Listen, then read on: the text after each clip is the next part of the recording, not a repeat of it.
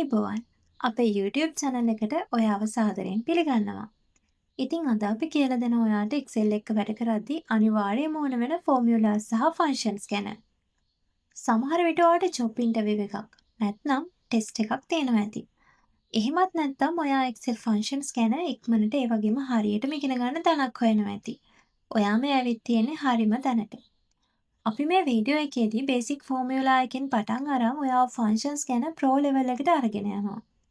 Excel software එකේ formulas functions වෙනුවෙන් tab එකක්ම වෙන් කරලා මේ රිබන් එක දිගේ පිළිවෙලට group කරලා තියෙන නිසා අපිට ලේසියෙන්ම use කරන්න පුළුවන්. ඔයාට නිතර ඕන වෙන functions වලට home ටැබ් එකේ මෙන්න මෙතනින් access කරන්නත් පුළුවන්. ඔයාට මේ වීඩියෝ එකේ අපි වැඩ කරගෙන යන workbook එක download කරගන්න පුළුවන් link එකත් මම share කරන්නම්. ඉතින් තවත් වෙලා ගන්න නැතුව අපි අපේ වීඩියෝ එකට යමු. රැඳෙන්න කියලා ආරාධනා කරනවා අන්තිම තප්පරේ වෙනකල් හැමදාම වටිනා දැනුම ඔයාගේ ළඟටම ගෙනල්ලා දෙන ස්කිල් චැම්ප් එක්ක.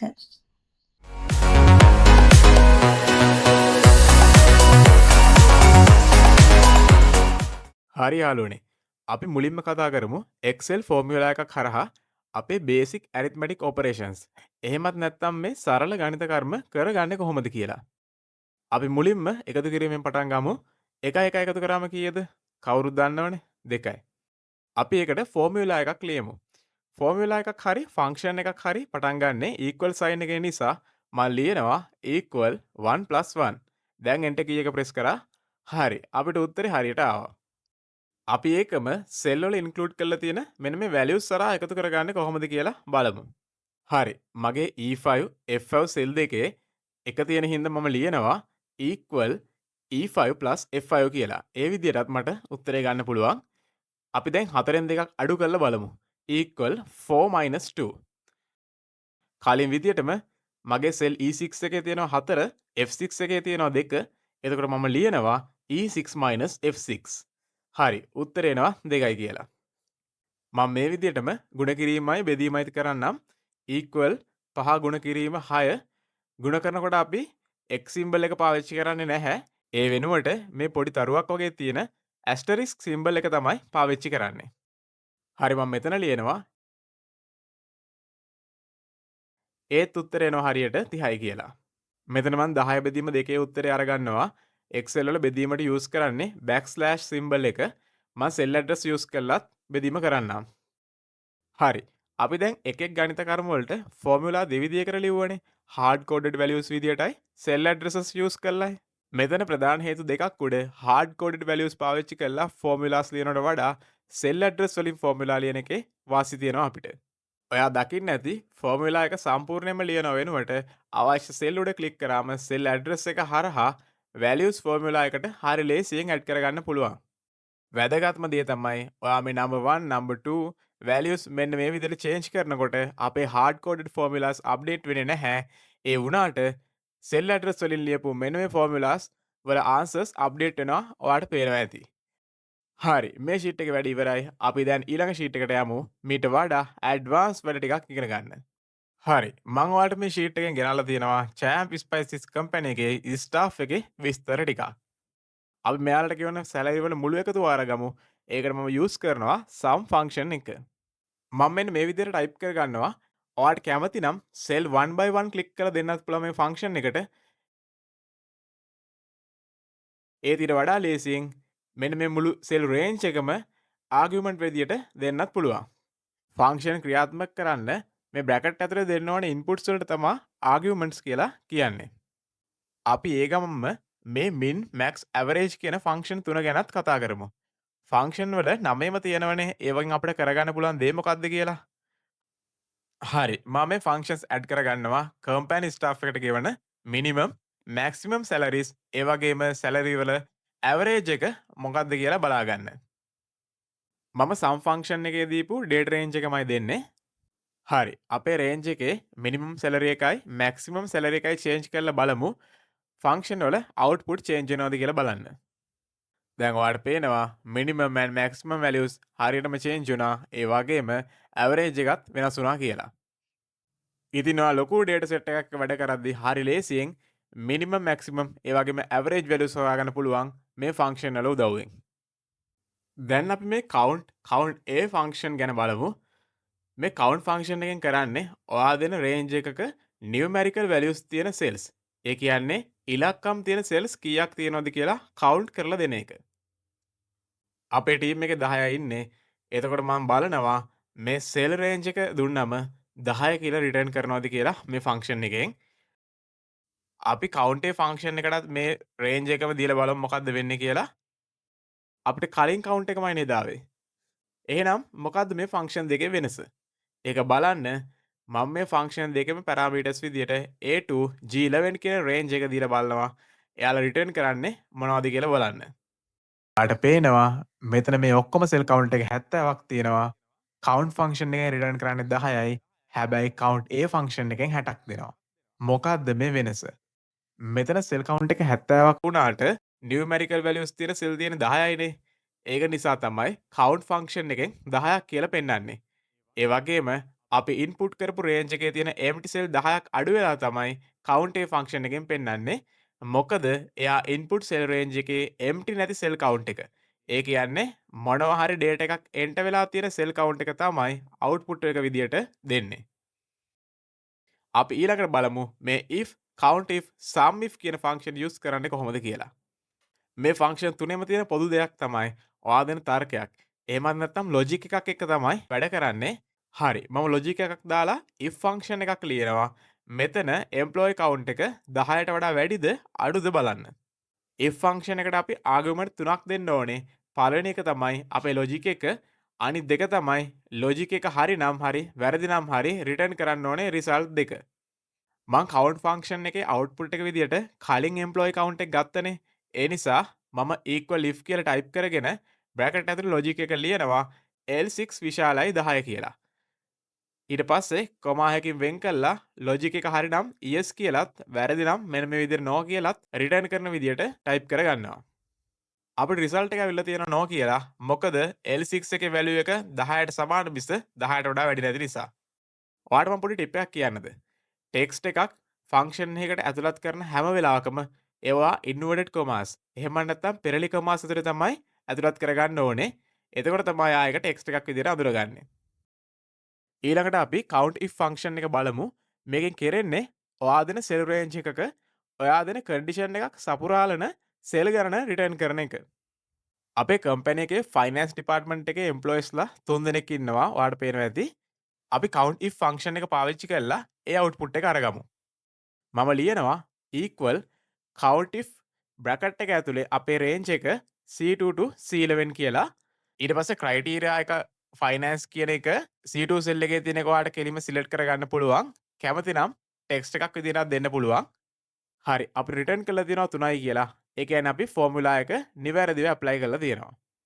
ඊළඟට අපි බලමු මේ sum if ෆන්ක්ෂන් එක පාවිච්චි කරන්නේ කොහොමද කියලා. කලින් count if ෆන්ක්ෂන් එක අපි කළේ අපිට දීපු ක්‍රයිටීරියා එකකට ගැලපෙන සෙල්ස් කවුන්ට් කරගන්න එකනේ.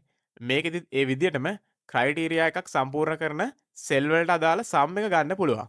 මේක ටිකක් ලොකු ෆන්ක්ෂන් එකක් නිසා මං මෙන්න මේ මෙතන තියෙන fx බටන් එක ක්ලික් කරලා ෆන්ක්ෂන් ආගියුමන්ට් ඩයලොග් බොක්ස් එක ඕපන් කරගන්නවා. ඔයාලා ලියන ඕනම ෆන්ක්ෂන් එකට අදාළව මේ ආගියුමන්ට් ඩයලොග් බොක්ස් එක fx බටන් එක ක්ලික් කරලා ගන්න පුළුවන්. මෙතනදී ඔයාලට ෆන්ක්ෂන් එකෙන් කරන දේ පැහැදිලි කරනවා. ඒ වගේම එක් ආගියුමන්ට්ස් වලට අදාළව ඩේටා ඔයාලට එන්ටර් කරගන්නත් ඉඩ දීලා තියෙනවා. ඒ ආගියුමන්ට්ස් ඔයා එන්ටර් කරද්දී ඒ ආගියුමන්ට්ස් ගැන පැහැදිලි කිරීමකුත් එයා ඔයාලට කරනවා. මේ රේන්ජ් කියන එකට අපි එන්ටර් කරගන්න ඕනේ ඔයා දෙන කන්ඩිෂන් එක සපුරාලනවද කියලා ඔයාලට චෙක් කරගන්න අවශ්‍ය ඩේටා සෙට් එක තියෙන සෙල් රේන්ජ් එක. ඊළඟට මෙතන ඔයාගේ කන්ඩිෂන් එක එන්ටර් කරගන්න. ඉතින් මට ෆයිනෑන්ස් ඩිපාර්ට්මන්ට් එකේ සැලරි වල සම් එකයි ගන්න ඕනේ. මම ඒ නිසා මෙතෙන්ට ක්‍රයිටීරියා එක විදිහට ෆයිනෑන්ස් දෙනවා. ඊට පස්සේ මගේ කන්ඩිෂන් එක චෙක් කරගන්න ඕනේ. මෙන්න මේ ඩිපාර්ට්මන්ට් කියන කොලම් එක නිසා මම මේ සෙල් සෙට් එක රේන්ජ් එක විදිහට දෙනවා. ඔයා මෙතෙන්ට එන්ටර් කරගන්න ඕනේ ඔයාගේ කන්ඩිෂන් එක true වෙන රේන්ජ් ආගියුමන්ට් එකේ සෙල් වලට අදාළව ඔයා සම් එක ගන්න ඕන සෙල් රේන්ජ් එක. සරලව කිව්වොත් මේ ඩිස්ප්ලේ වෙන විදිහට එකම රෝ එකේ තියෙන ඩේටා කියලා හිතන්නකෝ. ඉතින් මම මේකට බේසික් සැලරි තියෙන රේන්ජ් එක අරගන්නවා. ඉතින් ඔයා දකින්න ඇති මම මේ රේන්ජ් එකක්වත් හෙඩර්ස් නැතුවයි ගත්තේ. ඔයත් ඒ විදිහට අරගන්න. හරි. මට අවුට්පුට් එක විදිහට 1,28,000ක් ඇවිල්ලා තියෙනවා. බලමු උත්තරේ හරියද කියලා. ඔන්න මම කැල් කරන්න පටන් ගන්නවා ෆයිනෑන්ස් එකට අදාළ මුලින්ම 34000ක් තියෙනවා. ඊට පස්සේ අපේ 42000යි අන්තිමට 52000ක් තියෙනවා. ටෝටල් එක 128000යි. ඒ කියන්නේ අපි ෆන්ක්ෂන් එක හරියට ඇප්ලයි කරලා තියෙනවා. අපි ඊළඟට බලමු සෙල් දෙකක තියෙන ටෙක්ස් දෙකක් කම්බයින් කරගන්න පුළුවන් කන්කැටිනේට් කියන ෆන්ක්ෂන් එක ගැන. මම මේ සෙල් එකේ ලියනවා equals concatenate a2, b2 කියලා. බලමු මොකද අවුට්පුට් එක කියලා. දැක්ක නේද first name and last name combine වුණා. හැබැයි මැද ස්පේස් එකක් නැහැ. අපි මේ සෙල් දෙක අතරට පැරාමීටර් එකක් විදියට දෙමු ස්පේස් එකක්. එතකොට වැඩේ හරි. හරි. අපි දැන් ඊළඟ ෂීට් එකට යමු. VLOOKUP match and index වලින් කරගන්න පුළුවන් වැඩ ගැන කතා කරන්න. ඔයාට පේනවා ඇති මම මේ ෂීට් එකේ දකුණු පැත්තේ වාක්‍යයක් ලියලා තියෙනවා. Sarath lives in Matara he works under technical department කියලා. මම දැන් මේ සෙල් එක සිලෙක්ට් කරාම drop down menu එකක් ආවා දකින්න ඇති. මම මේ drop down menu එක හරහා එක් එක් නම් සිලෙක්ට් කරාම ඒ නම් වලට අදාළව එයා ඉන්න තැනයි එයා වැඩ කරන ඩිපාර්ට්මන්ට් එකයි චේන්ජ් වෙනවා. අපි drop down menu එක ගැන අන්තිමටම කතා කරමු. හරි. අපි VLOOKUP ෆන්ක්ෂන් එක යූස් කරලා මේ එම්ප්ලොයි එකේ නමත් එක්ක එයා ඉන්න ලොකේෂන් එක චේන්ජ් කරගන්නේ කොහොමද කියලා කතා කරමු. ඇත්තටම ප්‍රැක්ටිකලි මේ වැඩේ කරන්නේ කොහොමද? මුලින්ම සරත් ඉන්න කොලම් එක හොයනවා. සරත් ඉන්නේ ෆස්ට් නේම් කොලම් එකේනේ. සරත් ඉන්න තැන හොයාගත්තට පස්සේ ඔයාලට ඒ රෝ එකයි ඩිස්ට්‍රික්ට් කියන කොලම් එකයි ආන්තර ඡේදනය වෙන සෙල් එකේ වැලියු එක මාතර කියලා ඔයාලට පේනවනේ. මෙන්න මේ විදිහට ඔයා ඉල්ලන වැලියු එක. ඔයා දෙන ටේබල් එකක වම් කෙළවරේ තියෙන පළවෙනි කොලම් එකේ හොයලා ඒ රෝ එකේ ඔයා ඉල්ලන කොලම් එකේ වැලියු එක රිටර්න් කරන එක තමයි VLOOKUP ෆන්ක්ෂන් එකෙන් කරන්නේ. ඉතින් මම මේ සෙල් එකේ ලියනවා equal VLOOKUP lookup value එක මේක මගේ ටේබල් එක මේ රේන්ජ් එක මං ඉල්ලන කොලම් එක මගේ ටේබල් එකේ 1 2 3 4 වෙනි කොලම් එක. එතකොට හරිම උත්තරේ ඕන නිසා මම මෙතන මේ exact match ලැබෙන විදියට false කියන එක දෙනවා. අපේ වැඩේ හරි. දැන් අපි ඊළඟ වැඩේ එයාගේ ඩිපාර්ට්මන්ට් එක හොයාගන්න එක. අපිට මේ වැඩේ VLOOKUP එකෙන්ම කරගන්න බැරියයි. මොකද කියනවා නම් VLOOKUP එක පාවිච්චි කරනකොට තියෙන කන්ඩිෂන් එකක් තමයි ඔයා හොයන වැලියු එක අඩංගු වෙලා තියෙන රේන්ජ් එක ඒ ටේබල් එකේ වම් පැත්තේ තියෙන පළවෙනි කොලම් එක අනිවාර්යයෙන්ම වෙන්න ඕනේ. හැබැයි මෙතන ඩිපාර්ට්මන්ට් එක මං ඉන්ක්ලූඩ් කරලා තියෙන්නේ ෆස්ට් නේම් එකට වම් අත පැත්තේනේ.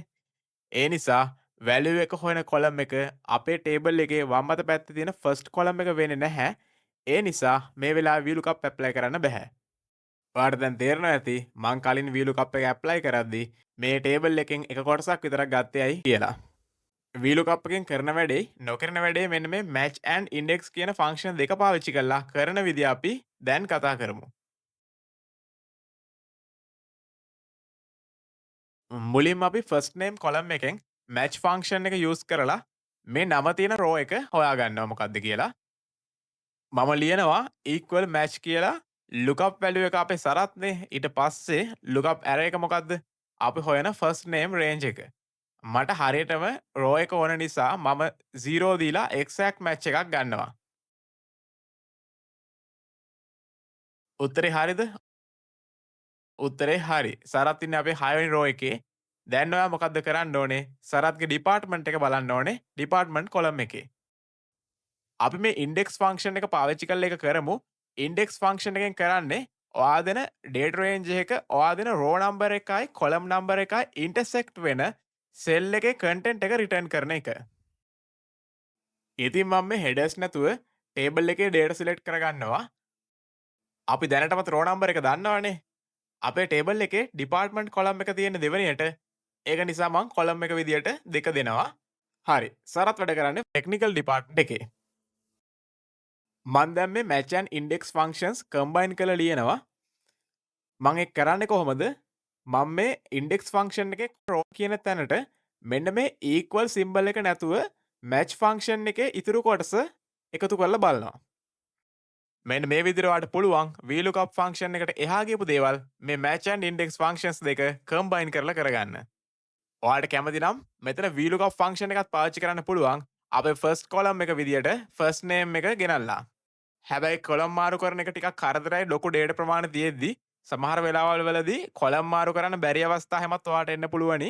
ඒ වගේ වෙලාවට ඔයා මේ match and index පාවිච්චි කරලා මේ වගේ වැඩ කරගන්න. දැන් මම මේ i2 සෙල් එකට data validation එකක් ඇඩ් කරගන්නවා drop down list එකකින් මට නම් change කරගන්න පුළුවන් වෙන විදියට. හරි අපි හිතපු විදියටම අපේ වැඩේ build වෙලා තියෙනවා. ඉතින් අපේ අන්තිම ෆන්ක්ෂන් එක විදියට මම මේ now ෆන්ක්ෂන් එක ඔයාලට කියලා දෙන්නම්.